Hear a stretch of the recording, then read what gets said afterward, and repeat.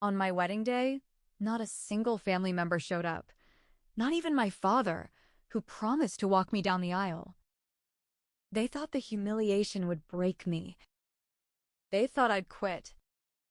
They were wrong.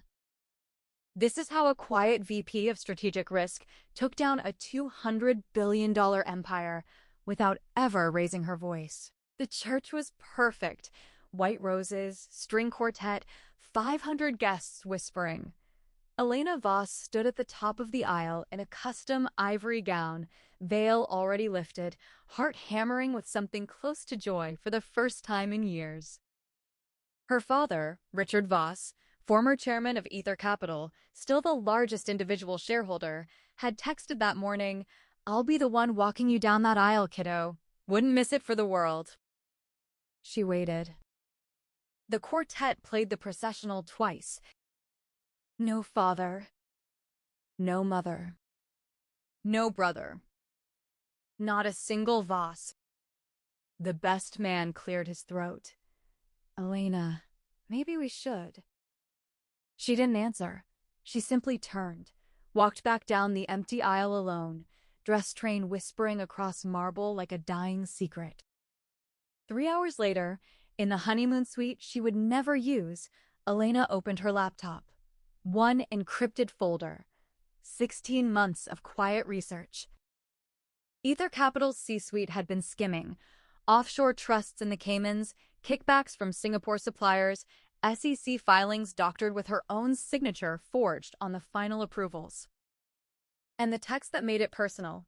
A group chat screenshot her father had accidentally left open on his phone weeks earlier. Marcus Hale, CEO, "If she keeps digging, the wedding is the perfect kill shot. No family equals public humiliation equals she quits or stays silent. Richard, you in?" Richard Voss, "I'll handle the family. Just make sure the board never sees her name on those trusts." Elena closed the laptop. Her voice, when she finally spoke to the empty room, was ice. They chose money over blood. "Fine. I'll choose everything else." 2 weeks later, Elena was back at Aether Capital. Same desk, same title. VP Strategic Risk. She smiled at everyone. She volunteered for the worst projects. And she began the first move no one would notice for 18 months. She requested a transfer of $47 million in risk mitigation reserves into a new internal vehicle called Project Cerberus, a perfectly legal restructuring fund she herself had designed 2 years earlier. CFO Lydia Brandt signed it without reading the fine print. General Counsel Victor Kane initialed it. CEO Marcus Hale waved it through in a 47-second Zoom. None of them noticed that the fund's trustee was a quiet Singapore law firm whose managing partner owed Elena a favor from a decade-old case. That night, alone in her Tribeca apartment, Elena allowed herself 1 glass of wine. Internal monologue, soft, ruthless. They think the wedding was the wound. It was the starting pistol. 26 months passed like a slow chess game played in the dark. Elena rose quietly. Senior VP, then Executive Director. Always the first to volunteer for the ugly audits, the Singapore compliance reviews, the Dubai regulatory filings. She never complained. She never celebrated. She simply collected. Every email, every signed approval, every offshore wire that now bore the C-suite's fingerprints and her own forged but undetectable initials from 2 years earlier. Her father tried to call twice. She let it ring. Marcus Hale promoted her personally in the all-hands. Elena Voss is the reason Aether sleeps well at night. The room applauded. She smiled the same small smile she'd worn walking back down the empty aisle. By month 30, she was global head of risk, 1 step below the C-suite. The board loved her. The family still didn't speak to her. Perfect. Then came twist 1. An anonymous whistleblower, Elena's Singapore trustee, dropped a 47-page dossier to the SEC about irregularities in Aether's 2024 to 2025 filings. Nothing illegal on paper. Just enough smoke that the SEC opened a quiet inquiry. Marcus Hale called an emergency board meeting. Elena was invited. She sat at the far end of the table, calm as ever. Marcus, this is a nothing burger. We kill it in committee. Elena, softly, of course, but perhaps we should move the Cerberus reserves into a more transparent vehicle, just to be safe. Lydia Brandt laughed, always the risk nerd. They voted yes. The money moved exactly where Elena's trustee had been waiting for 2 years. Twist 2 arrived in a plain manila envelope delivered to Richard Voss's Hamptons estate. Inside, every email, every wire, every forged signature, now legally traceable to the current C-suite because they had personally approved the Cerberus restructure Elena had engineered. No proof of her involvement, just their names. Attached note, typed, no signature. You chose the company over your daughter. She chose the law over both of you. Richard Voss called her that night for the first time in 3 years. Richard, voice cracking. Elena, what the hell is this?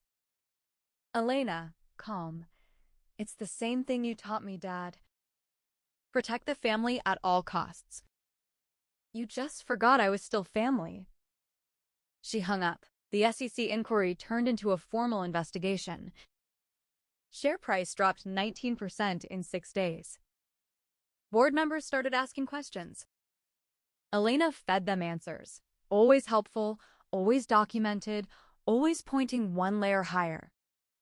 By month 34, 3 independent directors had quietly resigned. Marcus Hale's voice in the executive dining room, "We're being played." Elena, slicing her steak, "Aren't we all?"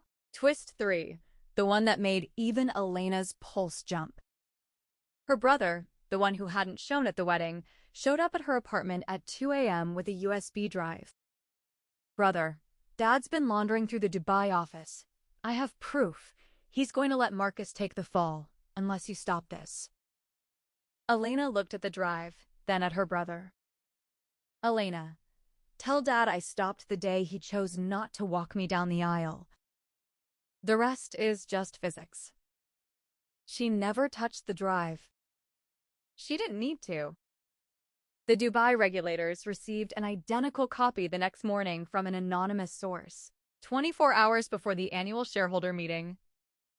Elena walked into the boardroom at 6 a.m. alone. She placed one folder in front of each seat. Inside, the complete chain. Every approval, every trust, every signature. Every wire that now pointed directly at Marcus, Lydia, Victor, and Richard Voss himself as the ultimate beneficiary. All legal, all public once the SEC filed its report at 9 a.m. tomorrow. She left a single post-it on her father's folder. See you in the aisle, Dad. Shareholder meeting, live on CNBC. Marcus Hale began his speech.